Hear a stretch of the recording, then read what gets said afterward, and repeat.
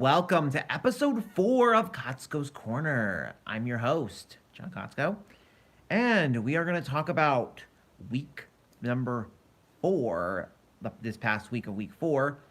Talk about some of the transactions that happened a week ago. Pretty late, but yeah. So, Rob Hess has joined the 570 as a part of a waiver system. He has left Jenkins Owls and joined the 570 as part of waivers. So, let's see what happened through the stuff that happened in week number 4. The Five Locos took game 1, 13-1 over bases loaded. Zach Artem hit 2 home runs and drove in 5. Mikey Holloway, Max Elby, and Joey Dewar, as well as Joey Rowley, each homered in the victory. Augie George struck out 10 on the mound. The Five Locos completed the sweep with an 11-1 victory. Artem and Albie each homered, and Artem struck out 7 in the win. In the second, there was only actually 2. So, the False Idols took game 1 from the 570, 21-0. Brett Glady hit a home run and drove in 5. He also threw 2 hitless innings and struck out 5. The Idols completed the sweep with a 17-1 victory. James Diabro hit a home run and drove in 7, and Brett Glady homered and drove in 3. Mike Cinti struck out 8 in 3 innings. In the third series, which actually was a forfeit, Scared Hitless received 2 forfeit wins from the Jenkins Owls. And now the power rankings. At number 8, we have the Jenkins Owls. One of the two teams that are still winless. Could change. It's going to change at some point. One team will get a win this year. One of those teams will get a win this year. At number 7, the other winless team in the 570. They actually had a tough schedule. They played. So who they've played? 570 has played the Kings of the North. They've played 5 Locos, and they've played the False Idols, and then they play Scare Hitless this week. We'll have to see how that goes. At number 6, we have Bases Loaded. They have 4 wins. All 4 are against the Jenkins Owls.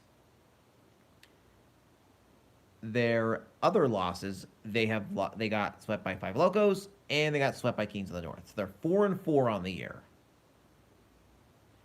At number 5, we have Scare Hitless, who got 2 forfeit wins this past week. Also, they had a tough schedule at the start. They played RK, they played False Idols, and then they played the 5 Locos. And then they got 2 forfeit wins. So they're 3-5 on the year. It's going to be really interesting to see. I believe Scare Hitless is still a playoff team, but it's going to be an interesting run. At number 4, we have RK. They were off this past week, but they pulled off a split of the Kings of the North in week 3. So they have a really good 1-2 punch in Teddy Krause and Jackson Amend. A little bit of underrated hitters in Jagger McDonald, as well as Jackson's a pretty good hitter himself. Teddy's pretty good. They have actually their lineup is actually pretty good. They're going to have a tough one this week with 5 Locos, however, which we will get into. At number 3, we have the Kings of the North. Probably one of the better hitting teams, and they're just very well balanced as a team. They have 2 good pitchers in Dotzel. I think they're 3 deep. They're 3 deep in pitching. They have Steve Dotzel, they have Alex Fischilo, and they have George Moser, who I think he would be a 1 on a lot of teams. He'd be a 1 or a 1B on a lot of these teams. So at number 2, we have the 5 Locos. If you want to talk about pitching depth on that team, they run 5 deep. They have like, and their hitting is fantastic. Augie's turning into his in year 2. Augie is just developing as a really good hitter. Like I am very impressed by Augie. But they're fine. But him on the mound is actually the one thing that impresses me even more. It's just wow, just watching him pitch. It just wow. They're 5 deep. They have Augie. They have Zach Artem. They have Joey Dewar, Max Alby, Mikey Holloway can pitch, and they have Jamie Kennard. They have 6. They're 6 deep pretty much. It's a very very interesting team, and they have a lot. And their hitting is very good. And their hitting is fantastic. It's just wow to that. And at number 1, I would say I'm biased, but I'm really not. The False Idols at number 1. I think they have, like,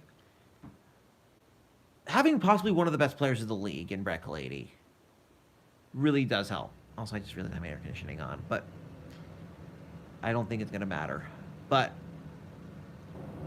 it's a really interesting, like, the team is very good. We also got Stu Kalady back this past week, so there's that.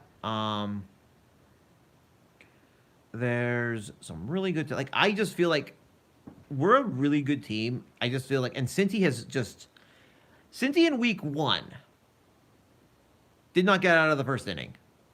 He has thrown 2 games. He has pitched 2 games. His lowest, he has gone from a 99.99 ERA to an ERA of 7. That's impressive. Very impressive. Not to mention, like, our hitting has been pretty good. We have, I mean, the lineup is just, we got Stu back, we got Brett, we got Tom. It's just, it's a tough lineup to get out, in my opinion. Matt Martin's has been turning the corner. James Diablo turned the corner. If I can turn the corner, if I can get my swing going, look out. Just look out. So let's look into week 5's matchups. We got the first series. We got Scared Hitless and the 5-7-0. Scared Hitless is coming off 2 forfeit wins. They're 3-5. 5-7-0 is looking for their first win of the season. I find this to be a really interesting series, but it really depends on what the matchups are going to be. Because I really do think, I will say Scared Hitless sweep. It's really telling you have a Scared Hitless sweep. But what could happen here? I just find that really interesting. The next series, this one's pretty easy to actually determine. Jenkins Owls and Kings of the North.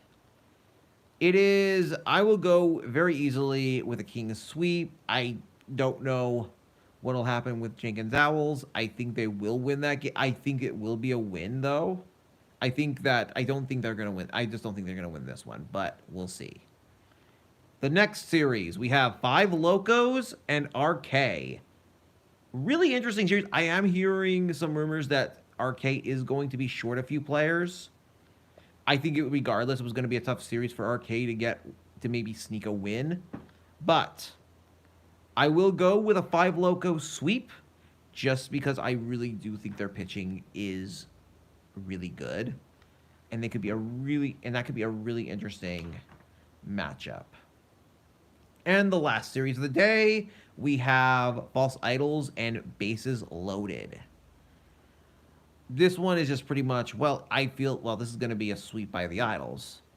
And I really do think that. It's pretty easy to say that I will go with a False Idols sweep there. And that's pretty much not me being biased, but I just thought, we can just talk about that one. So there we go. So I'm going to go with Scarletless sweep, King sweep, Loco sweep, and Idol sweep. So that's pretty much all of it. So with that being said, I'm going to sign out. Enjoy the games this weekend and have a good night.